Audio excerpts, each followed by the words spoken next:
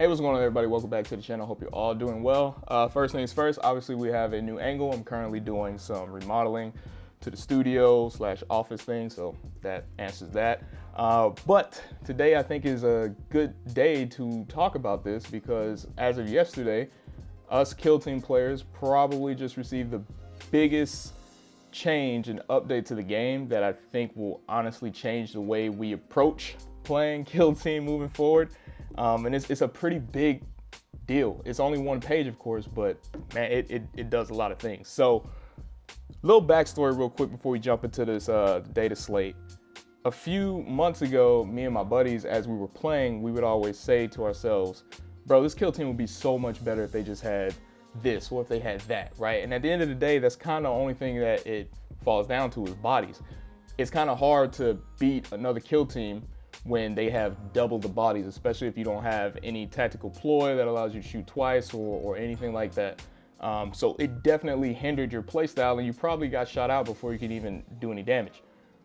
Well, we got this new data sheet today and it's pretty nutty, man. So let's just jump right into it, right? So the Q1 2022 balance data slate. So the core rules, this right here only applies 100%, at least I think, because why would they word it the way that they did? It only applies to the Tau, because apparently the Tau could activate like 2 operatives or something like that before you can even activate one of your operatives.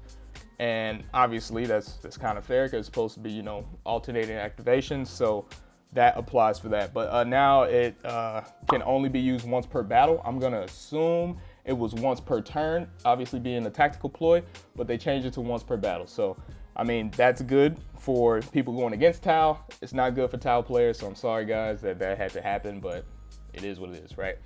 Now, Commando, Orcs, any of you Orc players out there, I don't know how OP this was. I never played against any Orcs, but if you guys had dynamites that you could put on more than one operative and they would blow the hell out of everybody else, well, you can't do that anymore either, unfortunately. Sorry for that, but hey, it probably was OP, who knows? Now, the big thing in this data slate that I personally think changes everything, 100%, is the fact that the Space Marines, the Grey Knights, Death Guard, Craft World all get 1 additional operative. That is absolutely huge for the Space Marines because no one, I'm gonna be honest, no one played them. They were probably the worst Kill Team, like faction in the whole Kill Team game. Yeah, of course they had a lot of wounds, but what's the point of having a lot of wounds if you could barely use that guy? He's dead before he can even go in to do any damage, and now you're already down, especially if you're going against the teams that have 10 units, 11 units, things like that, 12 units, I don't know, you know.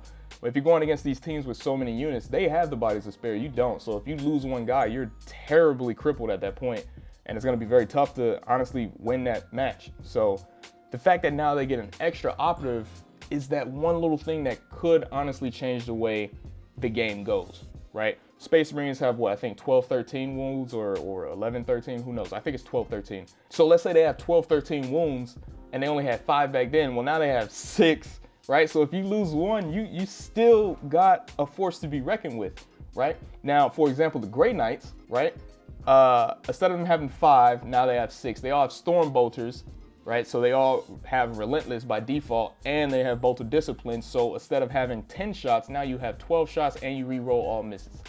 That is a strong team, like 100%, that's a strong team. And so I was like, dude, that's huge. I haven't played the Death Guard. I don't know anything about the Craft World either, but I know they can all benefit from having 1 more operative, you know? So it'll really kind of bring in the diversity and variety that players will have to work with instead of now going with the kill teams with higher numbers. You can actually have a lower number, play a little bit smarter, and you know, make some good stuff happen. So honestly, I really want to know your opinion on this. If there's any Tau players out there, if there's any Orc players out there that follow the channel, just go ahead and comment below. I want to see how you really feel about this because like I said, I don't play them, so at this point in time, I don't have a necessary opinion on that effect. But if you guys do play them, let me know how you feel this will affect your play style moving forward. And then also, if there's any Space Marine players out there that wanted to play Space Marines, your favorite chapter, you know, Blood Angels, Black Templars, not Grey Knights, they got their own thing, but anybody, Space Wolves, whatever. you can now play your favorite teams. I mean, you could play them back then, but now you can play them with a little bit more confidence since you can have 6 instead of 5, you know? So if you're excited about that, just let me know. I wanna hear your thoughts on that because I think that is very cool to have. And also any DG players out there, you guys let me know how it's gonna go. Same thing with Craft World, man. So we'll look forward to this. And yeah, I'm just very happy that we got an update for Kill Team, bro. I think it's honestly the best thing that could happen to Kill Team in this format moving forward. Obviously, the game isn't 100% balanced or anything like that, but this is a great first step moving in the right direction. So yes, with that being said, hope you all enjoyed the video. Be looking forward to the new studio, and I will see you all in the next one.